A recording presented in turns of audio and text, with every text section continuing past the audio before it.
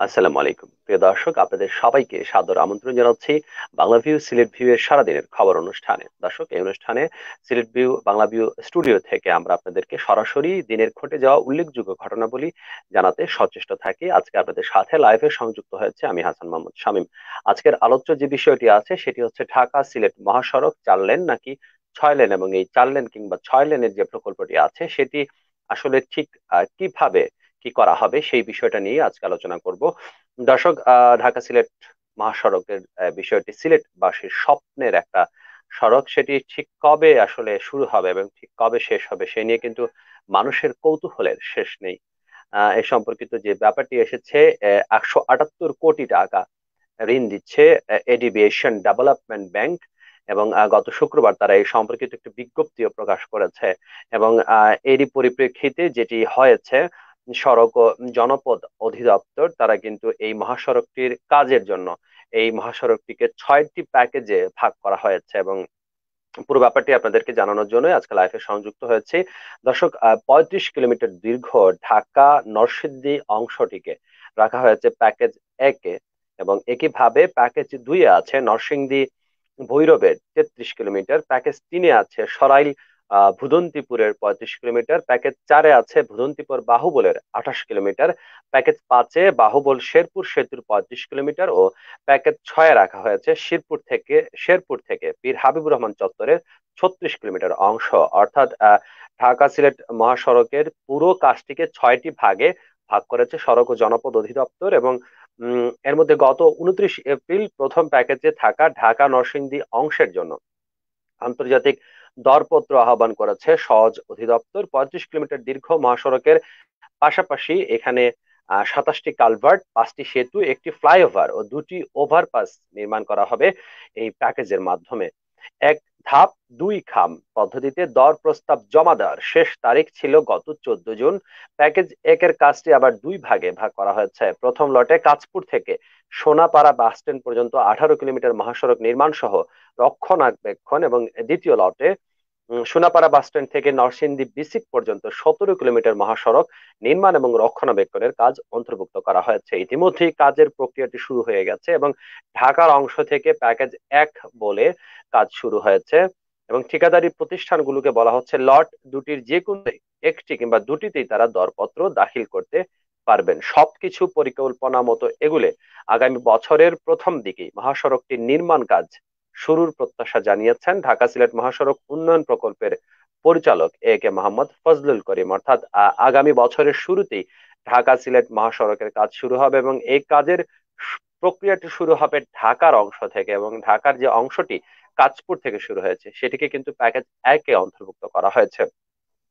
দর্শক, আমরা একটু ডিটেলস আপনাদেরকে সে ব্যাপারটি জানাতে চাই। ঢাকা সিলেট মহাসড়কের উন্নয়নের মাধ্যমে বাণিজ্য করিডোরের গতিশীলতা সহ আঞ্চলিক বাণিজ্য বৃদ্ধিতে বাংলাদেশের জন্য $178 কোটি ঋণ অনুমোদন করেছে এশিয়ান উন্নয়ন ব্যাংক। এবং গত শুক্রবার এডিবির একটি সংবাদ বিজ্ঞপ্তিতে এই সুখবরটি আমাদেরকে দেওয়া হয়েছে, এবং বলা হয়েছে মাল্টি ট্রান্স ফাইন্যান্সিং সুবিধার আওতায় এই ঋণের অনুমোদন দেওয়া হয়েছে। যোগাযোগ ব্যবস্থার উন্নয়ন, সড়ক নিরাপত্তা ও আঞ্চলিক বাণিজ্যের প্রসারের লক্ষ্যে ঢাকা সিলেট করিডোরে এই বিনিয়োগ করা হচ্ছে বলেই বিজ্ঞপ্তিতে উল্লেখ করা হয়। এবং তাদের কথা হচ্ছে মহাসড়কটির উন্নয়ন কাজ শেষ হলে তা ব্যবসা বাণিজ্যের একটি নতুন রুটে পরিণত হবে। চট্টগ্রাম বন্দর থেকে আখাউড়া, শেওলা, তামাবিল স্থলবন্দর হয়ে ভারতের উত্তর পূর্বাঞ্চলীয় 3টি প্রদেশের সঙ্গে বাণিজ্যের সুযোগ তৈরি হবে। ভুটান ও মিয়ানমারের সঙ্গে বাণিজ্যের ধার উন্মোচিত হবে এই করিডোরের মাধ্যমে। এবং বাংলাদেশের উত্তর পূর্বাঞ্চলের সরকার যে অর্থনৈতিক করিডোর তৈরি করার পরিকল্পনা করছে ঢাকা সিলেট মহাসড়কটি সেই পরিকল্পনার বাস্তবায়নে কিন্তু অগ্রণী ভূমিকা রাখবে। বাংলাদেশ অর্থনৈতিকভাবে সমৃদ্ধশালী একটি দেশ এবং উন্নয়নশীল একটি দেশ, এবং এশিয়ান ডেভেলপমেন্ট ব্যাংক বলছে যে বাংলাদেশ অর্থনৈতিক প্রবৃদ্ধি একটি শক্তিশালী অবস্থানে চলে এসেছে এবং সামনে রয়েছে প্রচুর সম্ভাবনা, যে কারণে এসব খাতে তারা বিনিয়োগ করছে। ঢাকা সিলেট মহাসড়ক সম্পর্কিত জাতীয় অর্থনৈতিক পরিষদের নির্বাহী কমিটি অর্থাৎ একনেকে চলতি বছর ফেব্রুয়ারিতে অনুমোদিত হয়েছে প্রকল্পটি। এবং প্রাক্ষলিত যে ব্যয় সে ধরা হয়েছে 16,918 কোটি টাকা। 210 কিলোমিটার দীর্ঘ ঢাকা সিলেট মহাসড়কের দূরত্বটি হচ্ছে 210 কিলোমিটার।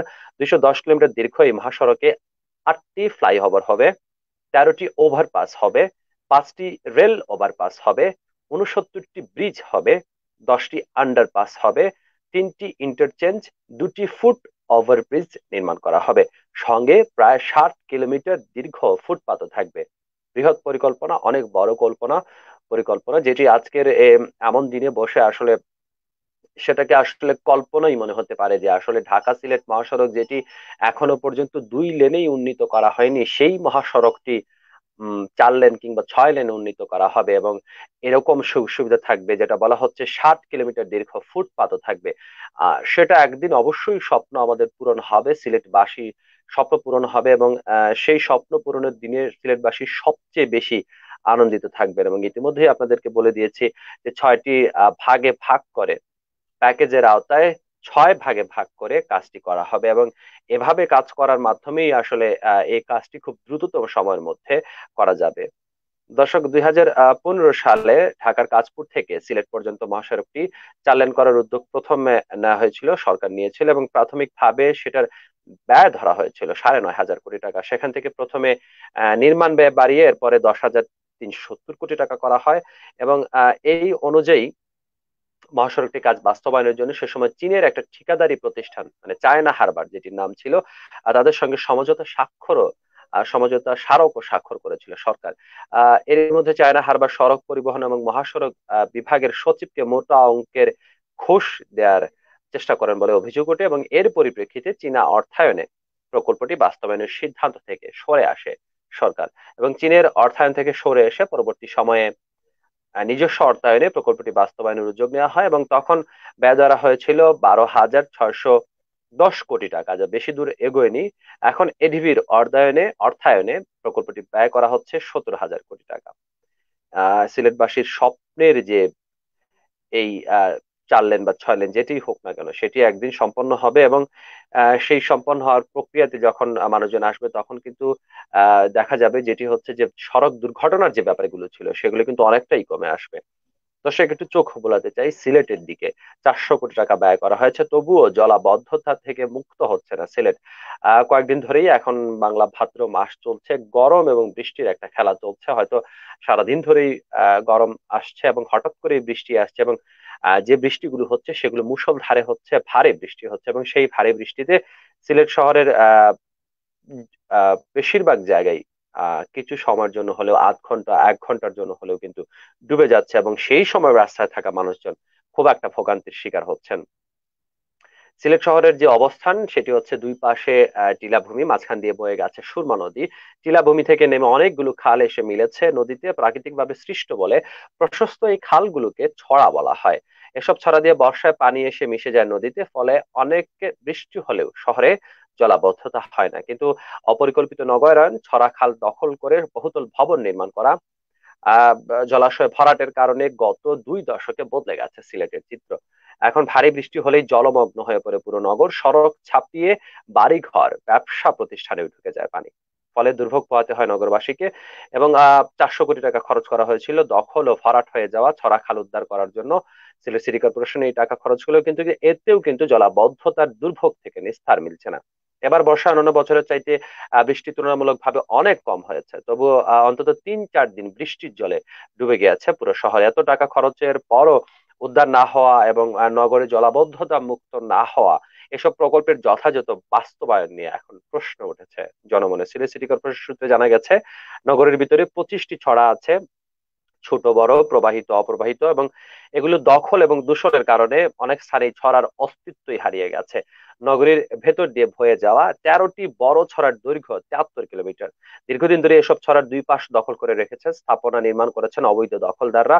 এবং এই ছড়াগুলো উদ্ধারে যেটি করা হয়েছে 3টি প্রকল্পে, এখনো পর্যন্ত 400 কোটি টাকার বৃহৎ একটা প্রকল্প নেওয়া হয়। তবে এসব বৃহৎ প্রকল্পের পরও কেন ছড়া দখলমুক্ত হচ্ছে না, সেটা নিয়ে জনমনে প্রশ্ন এসেছে। এবং যেটির ফলাফল কিন্তু আমরা দেখতে পাচ্ছি, যেটি হচ্ছে ছড়া যদি দখল মুক্ত করা হতো তাহলে কিন্তু শহরে 5 মিনিটের জন্য কিন্তু এই শহর পানিতে ডুবতো না। কিন্তু আমরা গত কয়েকদিনের বৃষ্টিতে দেখেছি, রাতের বেলা যারা রাস্তায় থাকেন তারা কিন্তু গভীরভাবে এই সমস্যার সম্মুখীন হন, এবং প্রচুর পরিমাণে বৃষ্টির পানি রাস্তায় আটকে থাকে। যদিও এখন ড্রেনের সংস্কার হচ্ছে, ড্রেনের কাজ করা হচ্ছে, এই বিষয়গুলো সম্পর্কিত প্রতিবেদন এসেছে অনলাইন পত্রিকাগুলোতে। সিটি কর্পোরেশনের পক্ষ থেকে ছড়াখাল দখলকারী একটা তালিকা করা হয়েছিল 2016 সালে, সেটা একটা মজার ব্যাপার। এবং এতে 268 জন দখলদারকে চিহ্নিত করা হয়েছিল। দখলদারদের বেশিরভাগই প্রভাবশালী, এছাড়া কয়েকটি সরকারি প্রতিষ্ঠানও রয়েছে যারা অজান্তে বা জ্ঞাতসারেই আসলে তারা ছড়া দখল করে তাদের সরকারি প্রতিষ্ঠান গড়ে তুলেছেন এবং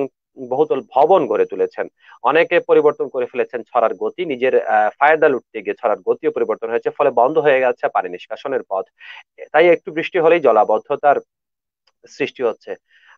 এ ব্যাপারে আসলে মানুষজনের একটা চিন্তা আছে এবং সুশাসনের জন্য নাগরিক সুজন সিলেটের সভাপতি ফারুক আহমদ চৌধুরী তিনি বলেছেন যে ছড়া খাল উদ্ধারে একাধিক প্রকল্প নেওয়া হলেও নগরবাসী তারা খুব একটা সুফল পায়নি। প্রকল্প বাস্তবায়ন নিয়ে প্রশ্ন রয়েছে। এসব প্রকল্পের ব্যাপারে সিটি কর্পোরেশনের স্বচ্ছতা নিশ্চিত করা হয়নি, ফলে জলাবদ্ধতা নিশ্চিত করা নিরসন হচ্ছে না। প্রকল্পের সুস্থতা নিশ্চিতের পাশাপাশি দীর্ঘমেয়াদী সুফল পেতে বিশেষজ্ঞদের পরামর্শ নেওয়া প্রয়োজন। এবং সবচেয়ে বেশি যেটি হচ্ছে সিলেট সিটি কর্পোরেশনের পাশাপাশি এই শহরে বসবাস করা যারা মানুষজন আছেন তাদেরকে সচেতন হতে হবে। কারণ আমরা সবাই কিন্তু ছড়া খাল যেগুলো আছে সেগুলো কিন্তু একদমই ময়লা ফেলার জায়গা হিসেবে ব্যবহার করে থাকি। বিল্ডিং থেকে আমরা পলিথিন বা ভারী যে জিনিসগুলো আছে অনায়াসেই আমরা ছড়া খালে ফেলে দিই, মনে করি যে এগুলো প্রবাহিত হয়ে অনেক দূরে চলে যাবে। কিন্তু এই ফেলে দেওয়া আবর্জনা, ফেলে দেওয়া পলিথিনের কারণে কিন্তু ছড়া খালগুলো এগুলো বন্ধ হয়ে যায় এবং বন্ধ হয়ে কিন্তু ভুক্তভোগী আমরাই হই, শহরবাসী হই। তাই আমাদের উচিত প্রথমত সচেতন হওয়া এবং তারপরেই যারা কর্তৃপক্ষ আছেন তারা কিন্তু এই ব্যাপারে সুদৃষ্টি নেবেন এবং নগরবাসীকে এই ধরনের সমস্যা থেকে মুক্ত রাখতে তারা সদা সচেষ্ট থাকবেন। দর্শক, আগামীকাল আবারও সংযুক্ত হব, জানানোর চেষ্টা করব সিলেট নগরে ঘটে যাওয়া গুরুত্বপূর্ণ ঘটনাবলী যেগুলো আপনাদের জন্য প্রয়োজনীয়, দরকারি। এবং আগামীকাল একই সময় আবার আপনাদের সাথে দেখা হবে। সে পর্যন্ত সবাই ভালো থাকুন, সুস্থ থাকুন, বাংলা বিয়ের সাথে থাকুন, সিলেট বিয়ের সাথে থাকুন। খোদা হাফেজ।